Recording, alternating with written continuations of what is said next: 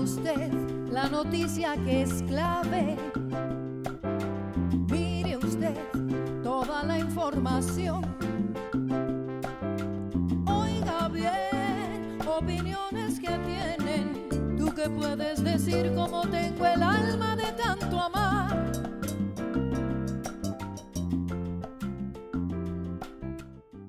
Buenas noches, bienvenidos a Claves. Yo soy Beca Duncan y me gustaría comenzar por dar la bienvenida también a los compañeros de la mesa de esta noche, Ariel Rodríguez Curi, Diana Fuentes y Felipe Ávila.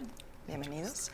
Vamos a comenzar hoy hablando sobre la nueva escuela mexicana y los libros de texto gratuito, y para empezar a abrir boca, vámonos a ver una cápsula al respecto.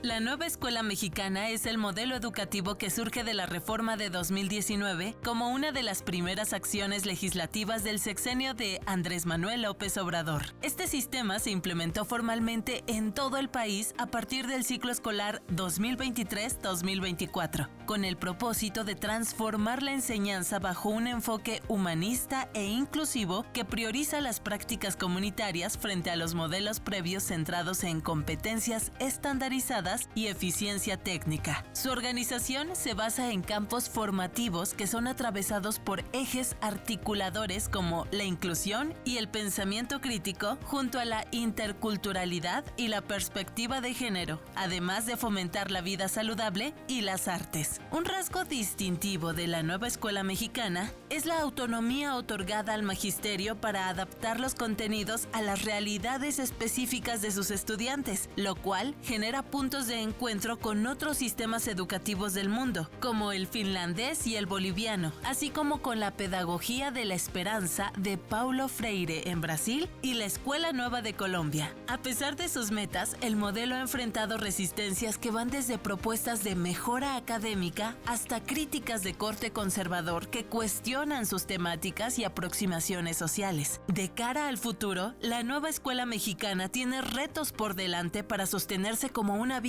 alternativa y viable en el proceso de enseñanza y aprendizaje, por lo que cabría preguntarse cuál tendría que ser el camino para su afianzamiento y cuál es el lugar de las y los docentes en este proceso de implementación y adaptación.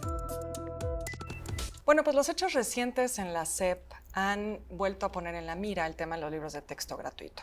Pero a mí me gustaría proponerles aquí un tema. Si volteamos a ver la historia de la educación en México, vamos a encontrar que las pugnas por los contenidos de esta educación realmente son algo que les atraviesa pues, a lo largo de, podríamos decir, 200 años. Y ahorita, Felipe, me gustaría iniciar contigo.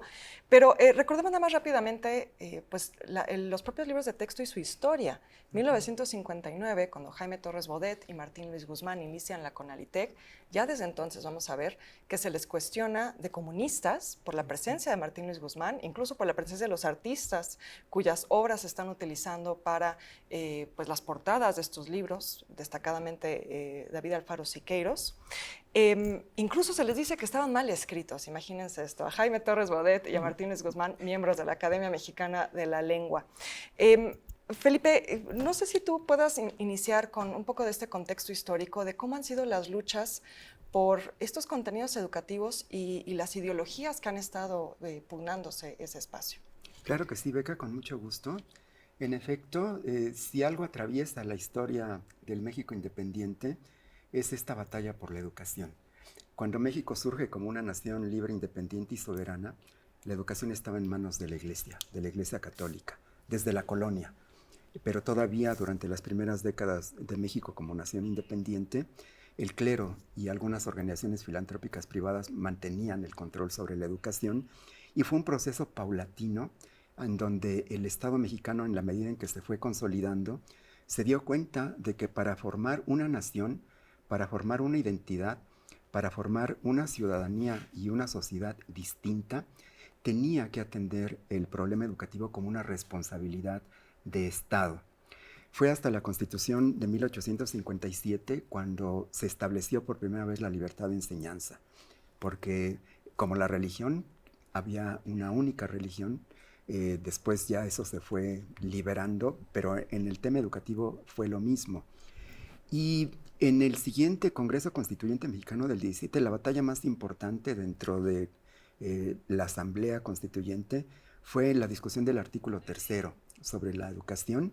Ahí los constituyentes lograron plasmar un artículo 3 que establecía que iba a ser una educación laica, obligatoria y gratuita, que el Estado asumía la responsabilidad de impartir educación, pero además que el clero quedaba completamente excluido del proceso educativo. Hacer realidad el artículo 3 fue otra vez una larga y ardua batalla, porque el clero no se quedó contento con esa solución, consideraba que la Constitución nueva tenía un fuerte contenido anticlerical. Estas pugnas, que eran unas pugnas por la hegemonía, unas pugnas por el control cultural, porque detrás de la educación lo que está en juego es realmente qué tipo de sociedad, qué tipo de proyecto de nación queremos hacer. Y por eso los distintos gobiernos revolucionarios fueron avanzando cada vez más en el siglo XX para hacer realidad el artículo 3, para hacer una universidad que realmente, una educación que llegara a todos los sectores, a todas las niñas, niños, adolescentes, personas mayores. México era un país analfabeta, 83% según el censo de 1910, no sabía leer ni escribir, y poco a poco se fue avanzando progresivamente, pero costó mucho. Incluso, bueno, la cristiada fue una guerra civil. Cuando la educación socialista durante el cardenismo también se emprendió una cruzada de los grupos conservadores, hubo maestras y maestros asesinados, mutilados. También hubo una gran polémica en los medios de la época.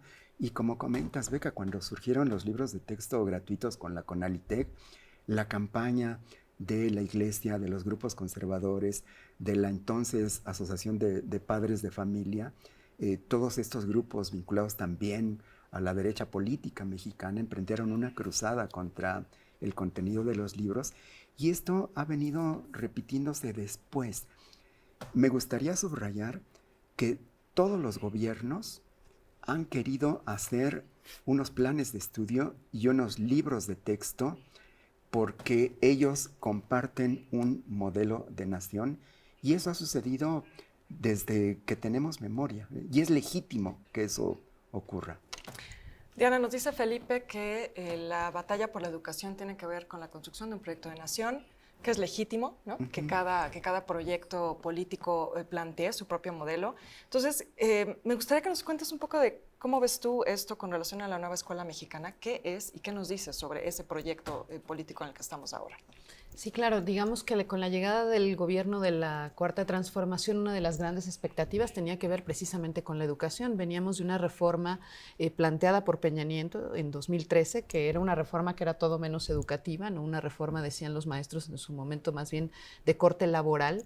Y una de las grandes expectativas tenía que ver con esto. Entonces, cuando se plantea el proyecto de la nueva escuela mexicana, me parece que se ponen en el centro algunos asuntos que tienen que ver con los modelos pedagógicos que consideran que la educación es un derecho colectivo, un derecho que se debe dar en las mejores condiciones, considerando también la diversidad sociocultural de una nación como la nuestra. Y aspectos que considero que son muy virtuosos de ella, de difícil ejecución sin lugar a dudas. Uno tiene que ver, por ejemplo, con la idea de romper con la educación bancaria, esa que suponía que los estudiantes son algo así como sujetos pasivos en los cuales se depositan una serie de conocimientos que tienen que memorizar, que repetir. Había una crítica a eso ya incluso en el modelo neoliberal, contradictoriamente, ¿no? Pero durante los años del neoliberalismo, digamos que esa idea de combatir la educación por contenidos más bien se decantó, se llevó hacia el camino que implicaba la educación por competencias. En una versión además muy caricaturizada de eso, que también es un modelo pedagógico que tiene sus cosas interesantes, pero que más bien era la capacitación para el trabajo, trabajos que sabemos, ¿no?, mal pagados, y entonces con eso se cortaba realmente los contenidos fuertes. Supimos de los cortes desde Vicente Fox, ¿no? La reforma fue progresiva, empezó por la educación básica y fue avanzando, y se suponía entonces en esto que era prescindible la historia, que era prescindible la literatura, que era prescindible la ciencia dura, y que lo que se necesitaba solo era habilitar, ¿no?, a las y los mexicanos. El modelo de la nueva escuela mexicana franquea esto poniendo la idea de que finalmente se puede aprender de otra manera.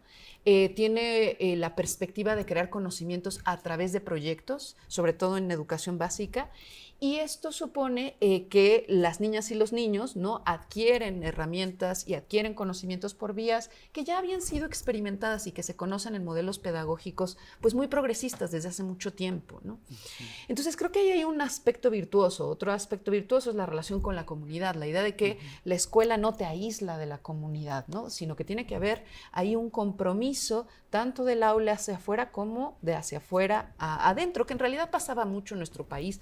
Las escuelas primarias tienen sobre todo en las zonas rurales, pues un fuerte apoyo, ¿no?, de las comunidades para pintar, para arreglar desperfectos, y los maestros, normalmente los maestros normalistas, también un enorme compromiso con sus comunidades. Entonces, esos aspectos virtuosos están ahí. Ahora, su ejecución es compleja porque esto pasa por los libros de texto, ¿no?, por el modelo pedagógico que siguen, pero también por otra cosa muy importante, por la capacitación de las y los profesores y las condiciones materiales en las que esto sucede, porque entonces uno podría ponerles el libro de texto con el mejor modelo educativo, pero después no dar a los profesores las herramientas mínimas suficientes para que comprendan cómo van a adecuar lo que hacían a lo que ahora se les está solicitando. Y eso también tiene una dimensión muy importante. La otra, las condiciones materiales, es decir, también cómo abastecemos a un país que viene de un abandono educativo tan profundo de los recursos mínimos que a veces pasan solo por tener una escuela, ya no digamos, ¿no?, por tener recursos tecnológicos de otro orden.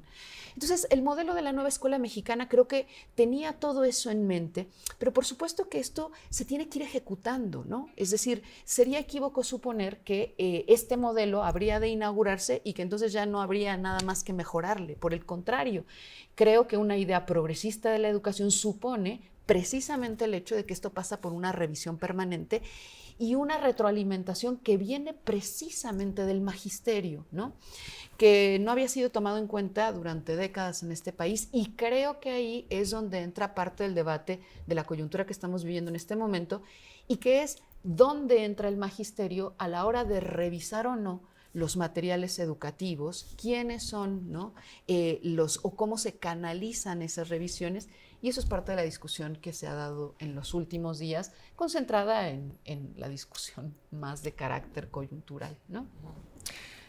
Ariel, recordábamos, bueno, estas batallas históricas por la educación, el papel de grupos conservadores, como decía Felipe, algo que, por cierto, les recomiendo que lean a la historiadora Berta Hernández, que ha investigado mucho este tema.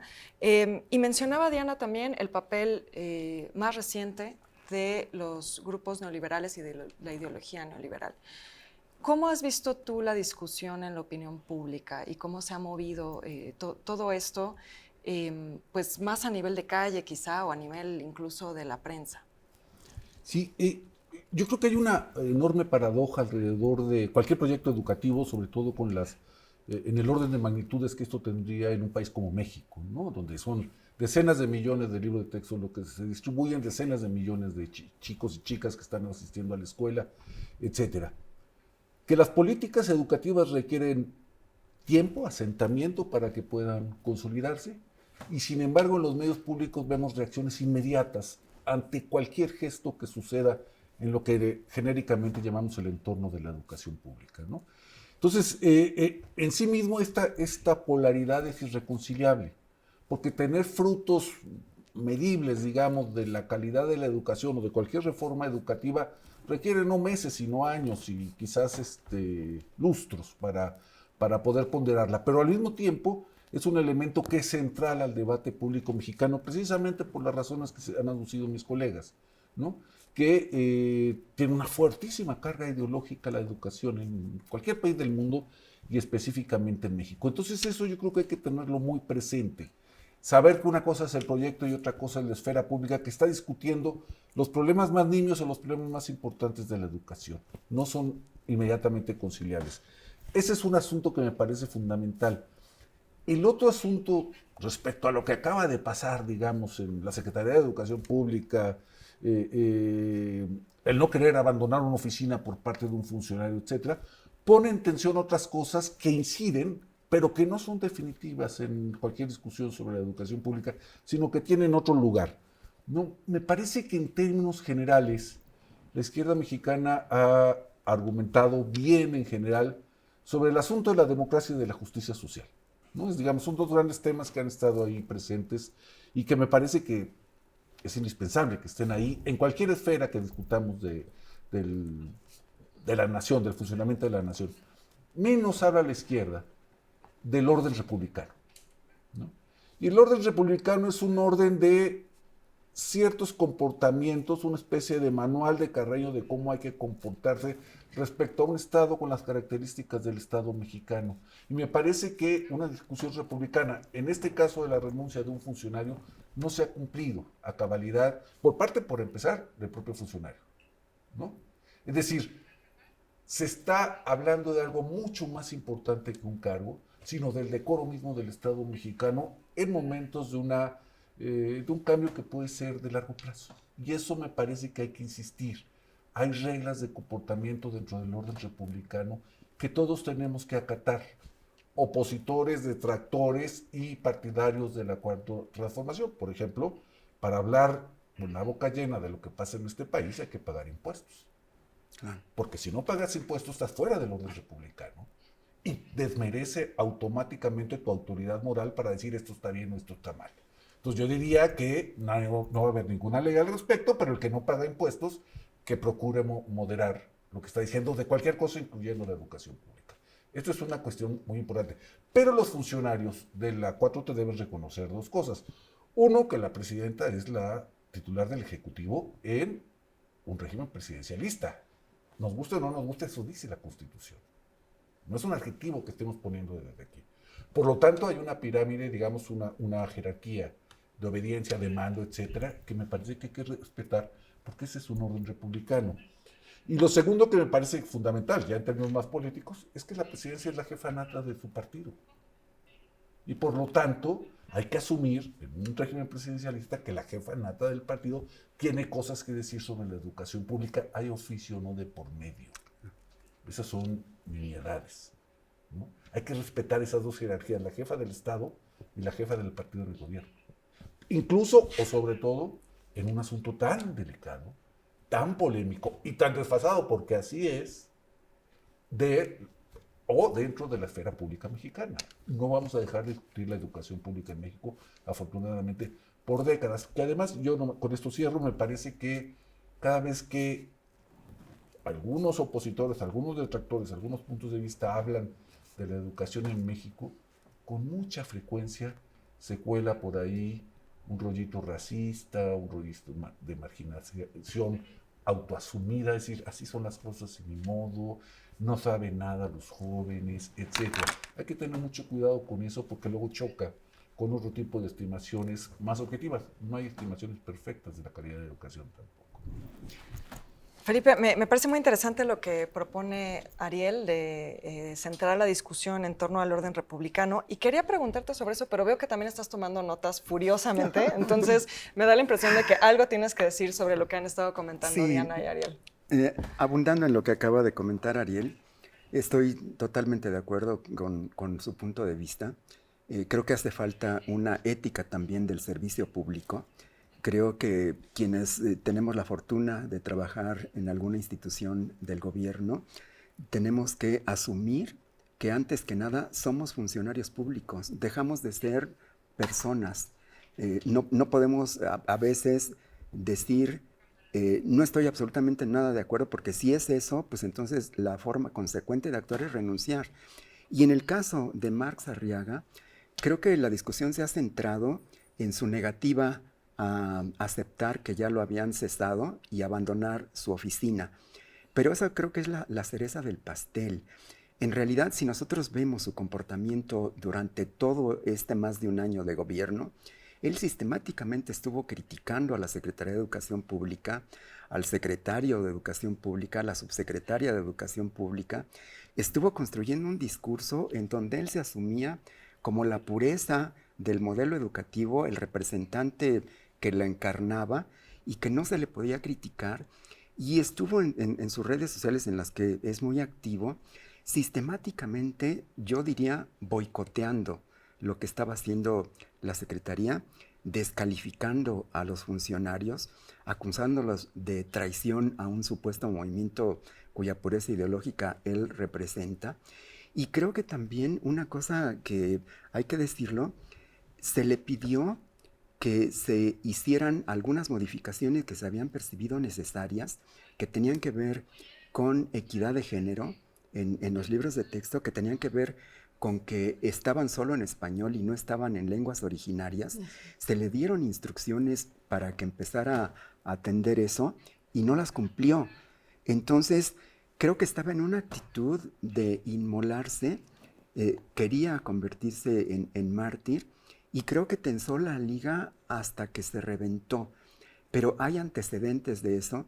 Y bueno, acusar a Mario Delgado, acusar a la subsecretaria Noemí Juárez de que tienen un proyecto neoliberal, de que le quieren abrir las puertas a la educación privada, es una desmesura, de verdad, no tiene ningún punto de sustento. Porque además, yo conozco bien a Noemí. Su tesis de doctorado es sobre maestras guerrilleras, y si algo ha hecho Noemí en lo que yo la conozco es meter los temas de inclusión de género y meter los temas de las víctimas de la represión durante la Guerra Sucia y en otros periodos. Diana, te veo con ganas de comentar. Solo quería mencionar que algo que creo que es interesante de lo que ha surgido en la mesa es también la pregunta por quién tiene derecho a decidir los contenidos de estos libros y de la educación. Hablábamos de la tensión entre grupos conservadores, grupos neoliberales, la idea de una visión comunitaria, una visión mercantilista, quizá la de educación. No sé si quieras abonar un poco a eso o traías otro tema en mente. No, creo que lo apuntas muy bien. Es decir, justo como decía Felipe al inicio, esto es una disputa histórica, ¿no? Hay una disputa por la orientación de la educación porque eso perfila ciudadanía también. Es decir, qué tipo de proyecto social estamos apuntando hacia el futuro. Y aquí en esa batalla, efectivamente, hay muchos agentes, ¿no? Por un lado, cuando salieron los libros de texto del proyecto de la nueva escuela mexicana, salieron esos grupos conservadores que tradicionalmente se han opuesto a temas muy sensibles. Pondría en el centro el tema de la educación sexual, por ejemplo, ¿no? Eso es un tema que les parece tabú, que no se debe tocar, que en la educación básica, además, señalaban en los libros de texto, no debía venir el cuerpo humano, porque no debía enseñarse a los niños y niñas, ¿no? Sobre todo aquellos temas relacionados con los órganos reproductivos. Ahí solo rápido, ahí tenemos que agregar otro grupo, creo, a estos agentes que tiene que ver con esta discusión central, que es el papel de los padres y qué tanto los padres y madres, ¿no? Los tutores, pueden decidir algo contra el Estado decidir sobre esos contenidos, ¿no? Por supuesto, y además, ¿quién representa a esos padres? Porque la Asociación Nacional de Padres dice, uno dice, bueno, pero ¿y a mí cuándo me consultaron? Yo tengo hijos en primaria y pues no, jamás me consultaron, ¿no? Entonces, estos que además tuvieron vocería en los medios corporativos, que efectivamente estaban haciendo de esto el escándalo sobre que se estaba enseñando socialismo y comunismo, ese punto de extrapolación al que suelen llevar la discusión. Entonces, en esa batalla, efectivamente, que tiene todos estos agentes tan complejos, también creo que hay que decir otra cosa muy importante. Es decir, para la sociedad mexicana, me da la impresión, creo, que también la Secretaría de Educación Pública es un lugar muy sensible, como lo es la salud. Se espera mucho de la Secretaría de Educación Pública, se espera mucho de la figura que dirige ese proyecto. Y aquí creo que Mario Delgado, desafortunadamente, tiene muchos puntos débiles y de crítica que han servido de espacio también para que se acomodara este golpeteo de Marx Arriaga. Es decir, es un espacio de oportunidad para él. Pero, como bien apuntas, no es el caso de las subsecretarias. Y además, por otro caso, de las subsecretarías, ¿no? Particularmente la educación básica. Y ahí donde pegaba a Mario Delgado, en realidad estaba pegando a Claudia Sheinbaum. Y yo creo que lo sabía muy bien. Entonces, habríamos de discutir entonces, ¿no? Realmente quién está tomando las decisiones y quién representa todo esto. Y regresamos a seguir la discusión con nuestro siguiente tema.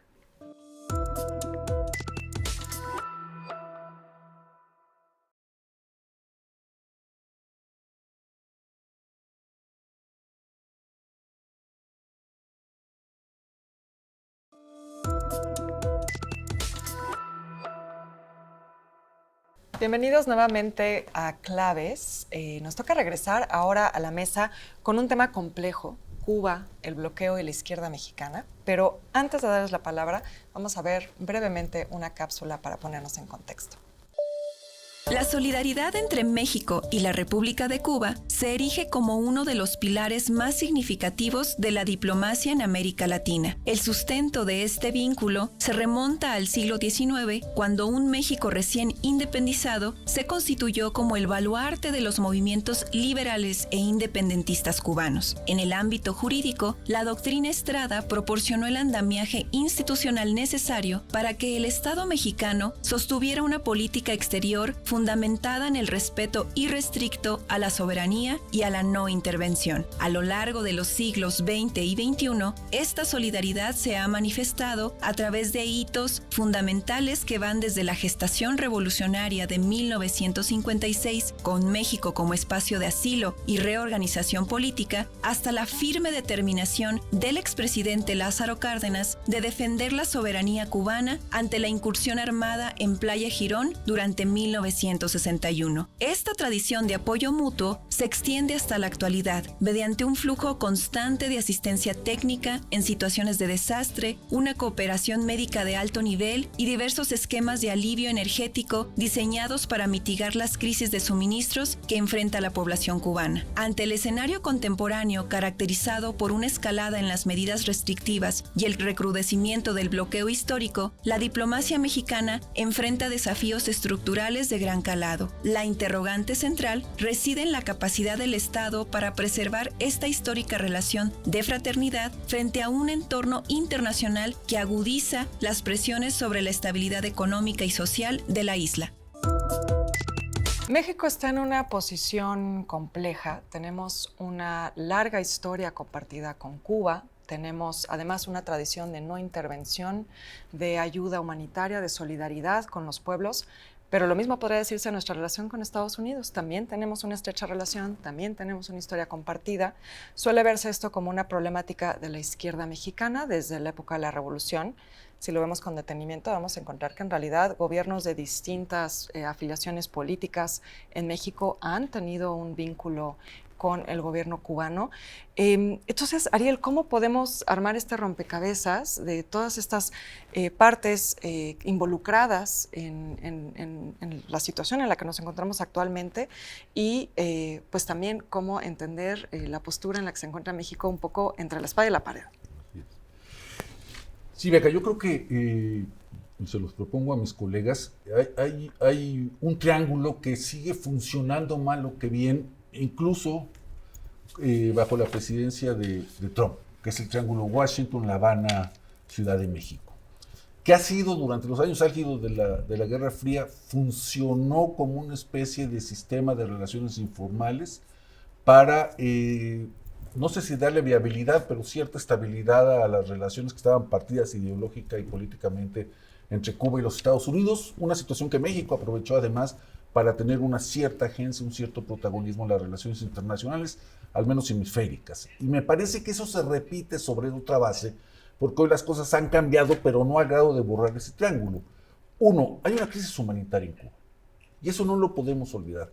Está a punto de haber una catástrofe, digamos, alimentaria, está parada parte del transporte, por ejemplo, el turismo se vino abajo, los vuelos internacionales no están llegando a Cuba, etcétera. Entonces, parte de la asistencia mexicana a Cuba tiene que ver con esta dimensión humanitaria y no debemos olvidarlo, debemos despolitizar esa parte, a pesar de que parte de una oposición un poco atávica la está utilizando como si fuera una cuestión de dependencia ideológica.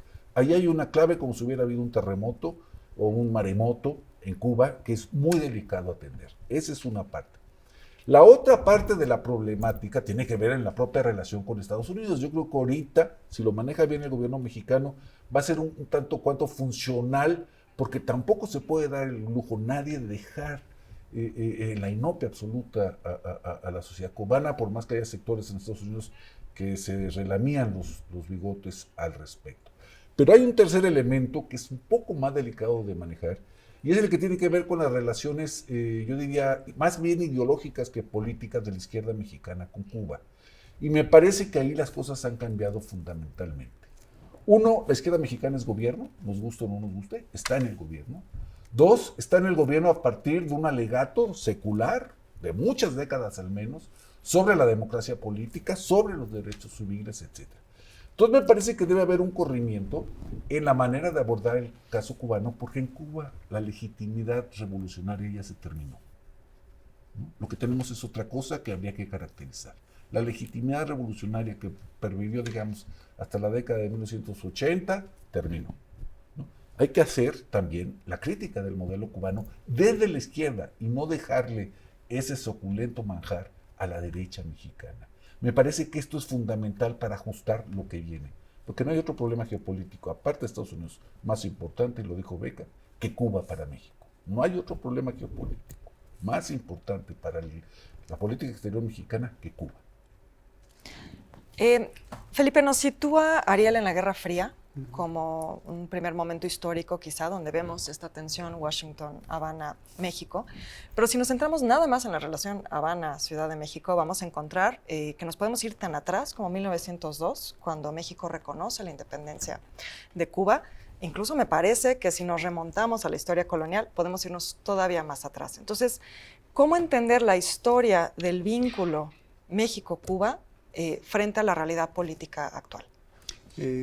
Me parece muy importante lo que me preguntas, Beca, porque yo creo que la relación de amistad, de cooperación e incluso de hermandad entre el pueblo mexicano y el pueblo cubano son entrañables y tienen, por lo menos desde que somos nación independiente, en que ha sido una constante en la historia tanto de México como de Cuba. Los dos somos sociedades coloniales. México se pudo liberar del yugo colonial en 1821, Cuba lo intentó pero no lo logró, tardó casi un siglo en liberarse del yugo colonial, y durante este tiempo la actitud de México y de los distintos gobiernos con relación a la isla fue de ayuda y de solidaridad. Incluso en 1825 el Senado de México autorizó al presidente Guadalupe Victoria para que junto con la Colombia de Simón Bolívar organizaran una expedición que ayudara al pueblo cubano a liberarse de la tiranía española. No se consiguió, pero los otros dos intentos de independencia de Cuba en 1868 y en 1895-98 contaron con el amplio respaldo de los sectores más progresistas de la sociedad mexicana, y México sirvió como asilo generoso para todos los perseguidos políticos que estaban luchando porque Cuba fuera una nación independiente. Después de 68, la represión que se vino trajo a México a gente como José Martí. En 1898 también. Y muchos de los exiliados cubanos encontraron en México no solamente un refugio, sino también un lugar donde pudieron seguir organizándose y tratando de regresar a su país para conseguir la ansiada liberación. Bueno, esto ya cuando Cuba finalmente se independiza, ocurre la Revolución Mexicana, que también es un gran polo de atracción y de simpatía para los revolucionarios cubanos. Y si en el 19 nos unieron las independencias, en el 20 nos unen las revoluciones. Es una atracción mutua, una fascinación. Muchos cubanos también que fueron perseguidos por las distintas dictaduras que asolaron la isla en el siglo XX, encontraron en México un lugar de refugio, pero también para continuar la organización. En los 20 estuvo Mella, en los 30 estuvo Nicolás Guillén. Bueno, qué decir de los 50, cuando la represión al asalto al cuartel Moncada y el movimiento 26 de julio, el núcleo guerrillero que inicia la revolución y que triunfa, pues se organizó y zarpó de México. Aquí estuvieron Fidel, el Che, todos estos grandes combatientes, y una vez triunfada la revolución, creo que todavía se hermanó más la relación. México fue el único país que no rompió relaciones de todo el continente americano con la isla, que permanentemente estuvo criticando el bloqueo de los Estados Unidos, y creo que esa relación se mantiene. Yo no estaría tan seguro, como dice Ariel, que la legitimidad revolucionaria de Cuba se perdió. Creo que en un sector de la sociedad cubana sigue habiendo un compromiso, una mística, una resistencia que por algo ha impedido que los gringos se la coman, ¿no? ¿Por qué no han podido hacer lo que hicieron en Venezuela? ¿Por qué están tratando de estrangularla? Porque ahí no hay esa fractura en el grupo dirigente cubano como sí lo encontraron en Venezuela, porque no hay fisuras en el ejército, pero también porque hay un sector, aunque esté muy disminuido y que haya habido una gran emigración, hay ahí todavía un sector de la sociedad cubana que sigue creyendo que no pueden dejarse que los gringos se los coman y que acabe este sueño, este modelo, pues que ha estado más de 60 años resistiendo, ¿no? Y yo creo que para el gobierno de México, que se identifica con estos deseos de libertad, de independencia, de soberanía, de autodeterminación, de justicia social, pues sí, ahorita la situación en la que se encuentra nuestra presidenta es muy complicada, porque yo creo que ella está haciendo todo lo que puede para ayudar al pueblo cubano, pero también pues con todas las limitaciones, con todo el peso de la presión económica, política, con todas las amenazas que hace el gobierno de Estados Unidos. Y creo que al gobierno actual le gustaría poder hacer más, y que si no ha podido hacer más, con lo que ha hecho ya es mucho, es de los que más ha estado ayudando al pueblo cubano en los últimos años, pero creo que está tratando de buscar la manera en cómo no cortar esa ayuda, sino seguirla incrementando incluso, pero pues es dificilísimo resolver la relación y lo que se nos vendría encima por parte de Estados Unidos como represalia. Ahorita que te escuchaba, tú hablabas de Martí y Mella y yo pensando en Pérez Prado y Benny Moré, pero también. bueno, hay muchos vínculos históricos, No, ¿verdad? claro. Diana, me parece que Ariel y Felipe nos han ayudado a situarnos un poco de la problemática actual a partir de lo que ha sido la relación con Cuba y esta tensión con Estados Unidos. Pero ahora, ¿qué hacemos con eso de cara al futuro? Sí, quisiera enfocarlo de la siguiente manera a partir también de lo que les escuchaba, y tiene que ver con si reconocemos que Cuba está en una crisis, está entrando en una crisis humanitaria porque no tienen recursos naturales, no tienen desarrollo tecnológico que recibieron durante años de la Unión Soviética y que no han podido renovar, que el bloqueo de más de 60 años ya ha tenido efectos de largo plazo en varias generaciones, ¿no? Si reconocemos todo eso, entonces la pregunta sería, bueno, ¿y entonces qué quiere Washington de Cuba? Si Cuba no tiene recursos a diferencia de Venezuela, ¿no? Es decir, ¿de qué se trata? Y creo que aquí hay una doble dimensión, una de carácter quizá geopolítico, ¿no? El Caribe, todo lo que se juega ahí y demás, pero hay otra de carácter simbólico muy importante también. Es decir, vencer a Cuba es vencer ese fantasma que también que han creado de lo que se supone que es lo que se llamó el socialismo realmente existente, ¿no? Entonces, y hacia allá entonces el asunto de qué implica la crisis humanitaria, ¿no? Y por qué llamarla y por qué calificarla de esa manera. En realidad, los apagones que hoy están sufriendo los cubanos los venían sufriendo desde meses atrás, porque no tener petróleo es no tener fuentes, ¿no?, energéticas, dependen mayoritariamente de eso, que son hospitales, es refrigeración alimentaria, es transporte, es educación, es todo eso. ¿A dónde apuntar? Yo creo que es cierto que México tiene y ha hecho y se está haciendo muchísimo en términos de un apoyo que no puede ser ahora ya por la vía del petróleo, porque eso es la mira que nos están poniendo ahí, sino por otros caminos.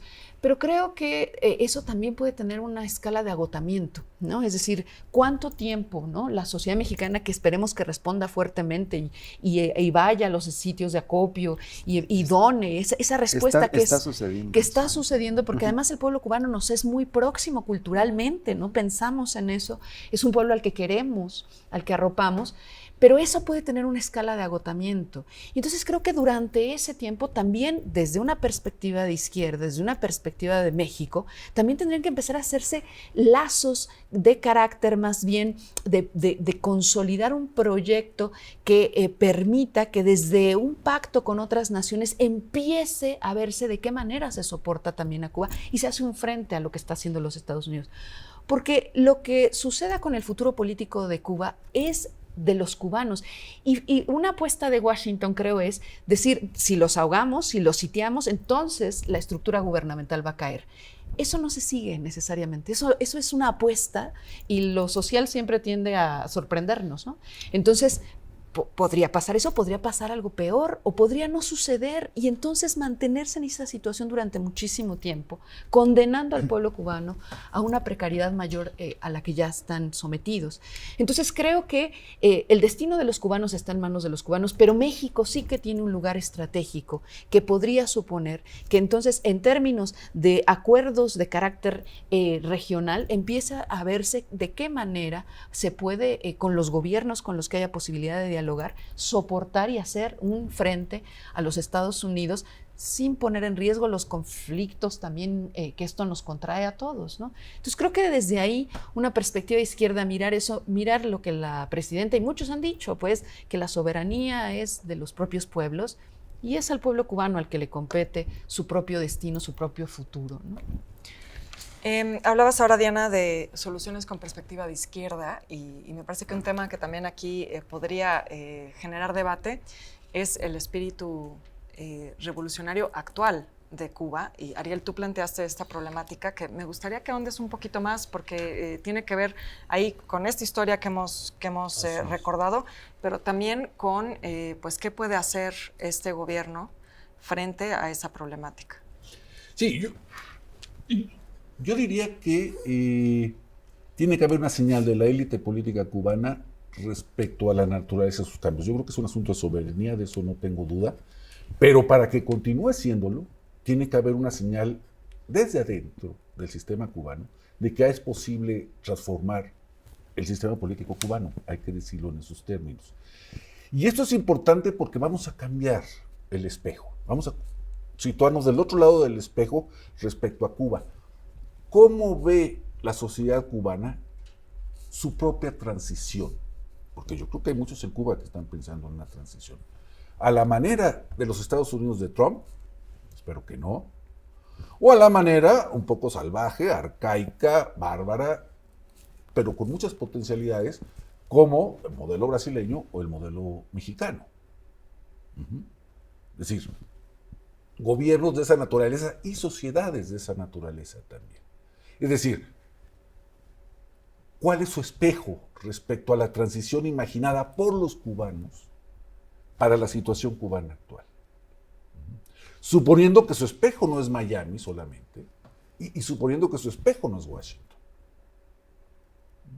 Son las otras izquierdas latinoamericanas que se parecen menos de lo que esas izquierdas latinoamericanas dicen a la izquierda cubana, al modelo económico cubano, al control político del sistema político cubano.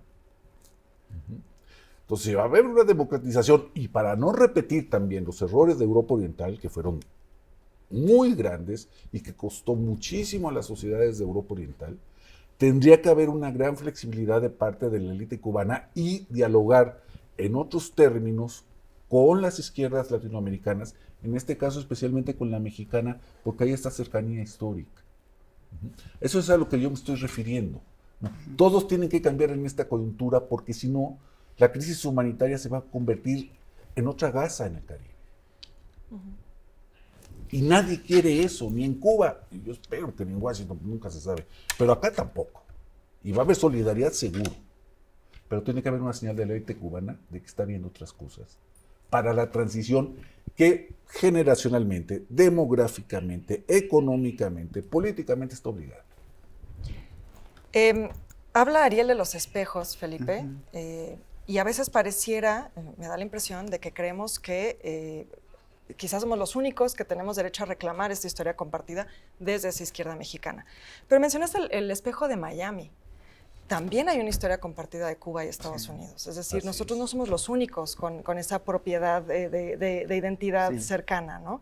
Entonces, ayúdanos a entender también esta parte, la historia de Estados Unidos y Cuba, y también lo que menciona Diana, que para Estados Unidos también es un tema simbólico, el tener, digamos, más injerencia en Cuba. No, sin duda hay que considerar también este factor que hace todavía mucho más complejo lo que está pasando y cómo encontrarle una solución que beneficie a las cubanas y a los cubanos, ¿no? que fortalezca su identidad y que les permita tener un proyecto para el futuro mejor de lo que están ahorita, ¿no? Sin duda creo que la relación entre Estados Unidos y Cuba es muy complicada, Desde Thomas Jefferson en 1803 quería no solo que la frontera al sur llegara hasta el río Bravo y hasta el Pacífico, sino también quería quedarse con Cuba y con Puerto Rico. Y tienen más de 200 años tratando de hacerlo con Cuba, ¿no? Se metieron a la independencia de Cuba, los apoyaron a los independentistas y los desplazaron, porque quien negocia la independencia con España no son los cubanos, son los estadounidenses, y establecen una especie de protectorado. Y toda la primera mitad del siglo XX es eso, es su patio trasero, casi con control militar, control económico, control político, control cultural. Y por eso, cuando estalla y triunfa la Revolución Cubana, pues las élites estadounidenses, Washington no lo puede tolerar, hacen hasta lo imposible por acabar con la revolución, por derrocar a Fidel, hacen la invasión de Bahía de Cochinos y finalmente se dan cuenta de que no pueden y escogen el bloqueo y mantienen el bloqueo, que en estos últimos meses ha sido lo más extremo. Creo que está ahorita peor que en el periodo especial. Y el otro problema es que los exiliados cubanos se convirtieron en un grupo de poder en Estados Unidos fuertísimo, porque son republicanos, porque controlan la Florida, controlan buena parte de las elecciones, es un voto al que los republicanos... De Estado, ¿no? Ajá. Y ahora, con Trump, ven que sería su principal conquista. Yo creo que les daría más gusto a los halcones de Washington derrotar a Cuba que lo que hicieron en Venezuela. Bueno, Trump ya dijo la salvajada de que Marco Rubio podría ser el presidente cubano próximo, ¿no? Y creo que un poco en su imaginario y en su delirio a eso es a lo que le apuestan. Creo que el peligro de lo que están haciendo es que sí corre el riesgo de que se convierta en una crisis humanitaria con miles de muertes por inanición, por enfermedades, por falta de víveres, a 60 millas de Estados Unidos, y no sé cuánto está del Caribe mexicano, pero también está cerquitísima. Digamos, no es como con Gaza, que pues no podemos hacer mucho por ayudarlos directamente, pero aquí los tenemos a la vuelta de la esquina, ¿no? Entonces creo que sí estamos obligados a hacer esta reflexión que dice Ariel, y también tratar de establecer un frente común con los gobiernos progresistas de América Latina y de Europa, porque creo que sí es urgente que decidamos colectivamente cómo impedir que los propósitos de Trump y de Marco Rubio se lleven a la práctica. Diana, nos hablaba Felipe de esta historia de bloqueo del periodo especial, y Ariel nos puso una imagen pues muy ominosa, ¿no? Una Gaza en el Caribe.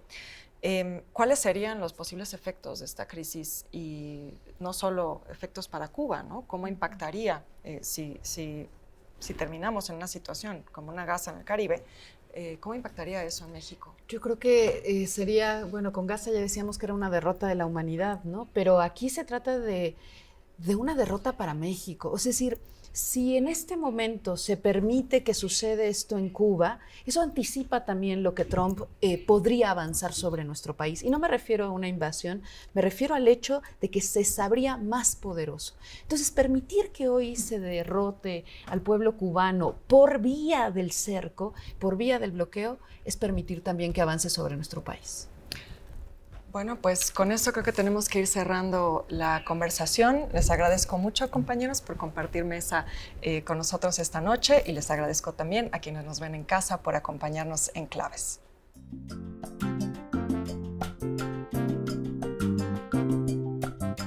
Oiga usted la noticia que es clave.